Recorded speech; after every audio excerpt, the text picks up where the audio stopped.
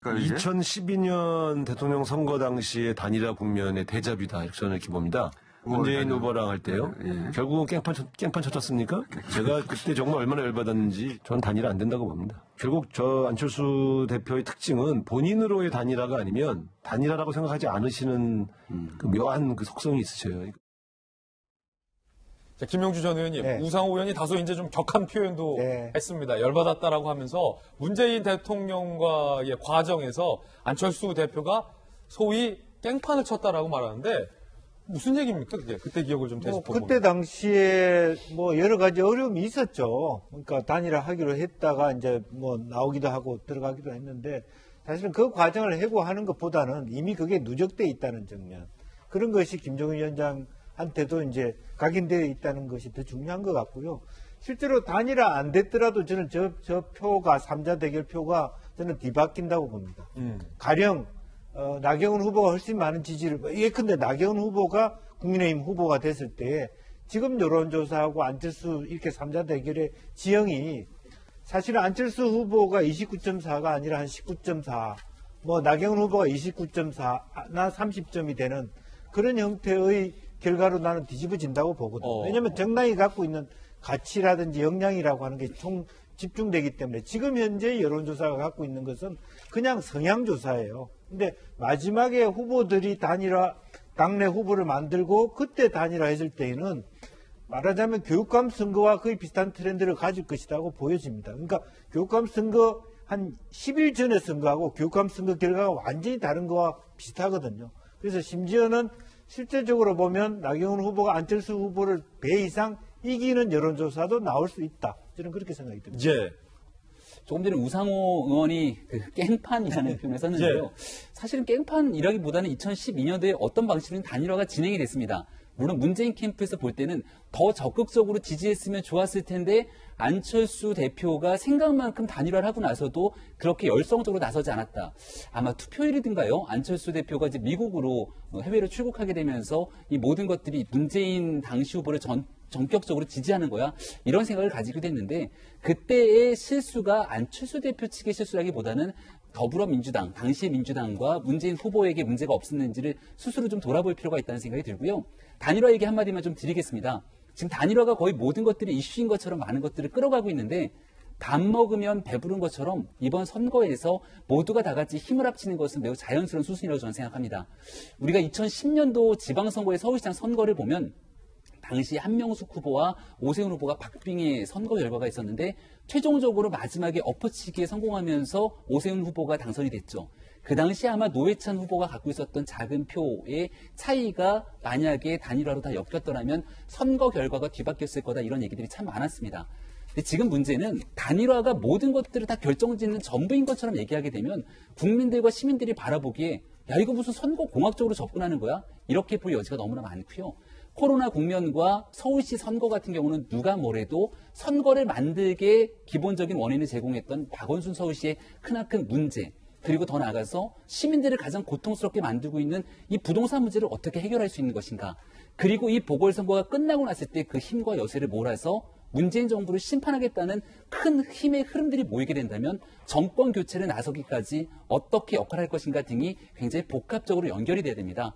그런 의미에서 지금 우리가 얘기하진 않았습니다만 오늘자 서울신문에 굉장히 의미 있는 여론조사 결과가 나왔는데 이거 준비가 안 돼서 제가 얘기할 수는 없겠습니다만은 서울신문에 있었던 여론조사 한번 살펴보시면 과연 어떠한 방식으로 누구에게 힘이 쏠려서 서울시의 교체가 이루어져야 되는지가 분명히 나오고 있는 상황이거든요.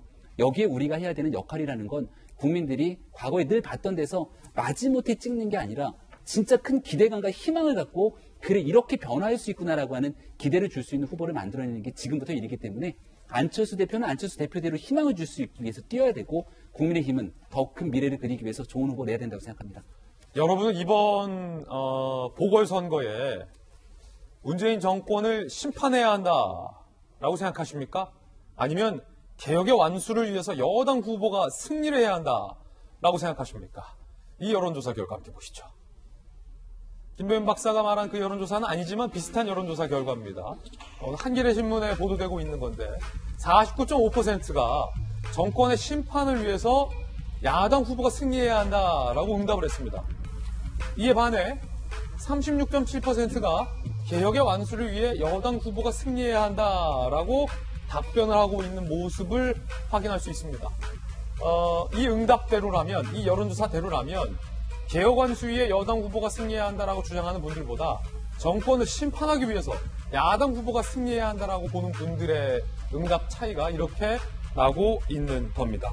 그런가 하면 이번 서울시장 선거 공약 중에 상당히 흥미로운 이례적인 공약이 하나 등장했습니다. 함께 보시죠. 금태섭 의원이 TBS 라디오 김어준의 뉴스공장 편향성이 극렬하다. 너무나도 큰 해악이다. 서울시의 재정을 지원받는 방송사에서 전파라는 공공재를 점유하고 있다. 서울시장 선거에서 시민들 뜻 엄중하게 묻겠다. 라고 서울시장 공약 중 하나로 김어준의 뉴스공장을 금태섭 전 의원이 들고 왔습니다. 자, 그러자 반대편에 있다라고도 표현할 수 있는 우상호 후보는요. 역시 김어준의 뉴스공장과 관련돼서 이렇게 얘기를 했습니다. 금태섭 전 의원이 김어준을 문제 삼았다. 서울시장이 되려는 사람의 목표가 고작 김어준 퇴출이다니 어안이 벙벙하다. 라고 하면서 김어준의 뉴스공장에 대해서 우상호 의원의 소신을 밝힙니다.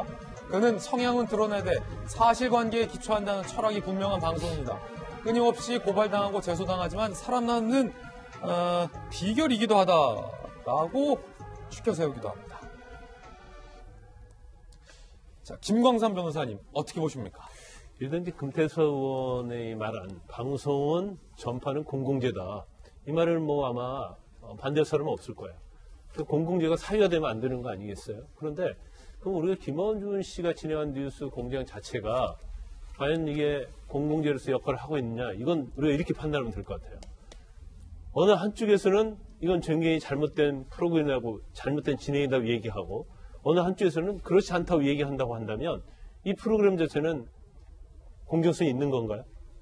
그러니까 굉장히 어느 한쪽으로부터 엄청난 공격을 받는 그런 프로그램 자체는 사실은 중립성을 어떻게 보면 유지 못하고 있다고 볼 수 있기 때문에 그 부분에 대해서는 좀 우리가 좀 생각해 볼 필요가 있다 이렇게 보고요. 근데 뭐 어느 사람들은 또 이렇게까지 공격을 하더라고요. 김건희의 뉴스 공장이 가짜 뉴스 공장이다. 그렇게까지 비판하는 사람들 저는 들어본 적이 있습니다. 그런데 방송은 공공재예요. 그래서 어떤 진여 논리랄지 어떤 편향성을 가진 사람이 저는 진행을 하면 안 된다고 보거든요. 그런데 지금 상당수의 방송이 사실은 공공재가 아닌 마치 사유재 아니면 진영의 어떤 논리랄지 이런 걸 전파하는 굉장히 그런 역할을 좀 하고 있는 방송들이 저는 몇 개 있다고 봐요. 예. 근데 그럼에도 불구하고 여러 가지 문제가 있음에도 불구하고 방통위에서 그런 부분에 대해서 이제 책임을 묻지 않는 것은 방통위로서 어떠한 역할을 좀 하지 못하고 있다 이렇게 봅니다. 그래서 사실 뭐 김어준의 어떤 뉴스 공장에 대해서 뭐 비판을 한두 번 들은 건 아닐 거예요. 그렇지만 저렇게 꿋꿋하게 잘 프로그램을 진행하고 있는 것은 또 그 부분도 하나 또 의문이 될 수 있어요. 더군다나 서울시에서 재정적인 굉장히 지원을 많이 해주지 않습니까? 결국 이건 국민의 서울 시민의 세금이란 말이에요. 세금이 들어가는 방송일수록 더 공공성과 중립성이 지켜져야 하는데 그런 부분에서 어떤 문제를 지적을 받고 비판을 받는 거에 대해서는 뭐 교통방송도 마찬가지고 김어준 씨도 좀 굉장히 좀 성찰을 해야 할 부분이다 이렇게 봅니다. 예, 서울시장 선거와 관련해서 김어준 씨가 운운되고 있는 상황입니다. 국민의힘 야당에서는 김어준 씨에 대해서 이렇게 의혹을 제기하고 있습니다. TBS 프로그램 이 사회자는 라디오와 TV 동시 방송을 하면 출연료를 중복 수령하고 있습니다. 같은 방송인데요. 라디오 150만 원, TV 50만 원에서 하루 프로그램 출연료가 200만 원이라는 소문이 있습니다. 확인하기 위해서 자료 요청을 했는데 김어준 씨가 동의하지 않아서 자료 제출을 할 수 없다고 합니다. 3배에서 4배나 많은 보수를 받고 있고요. 이거 서울 시민의 세금입니다. 200만 원이라고 가정하면 일주일이면 1,000만 원이고 1년이면 5억이나 되는 돈인데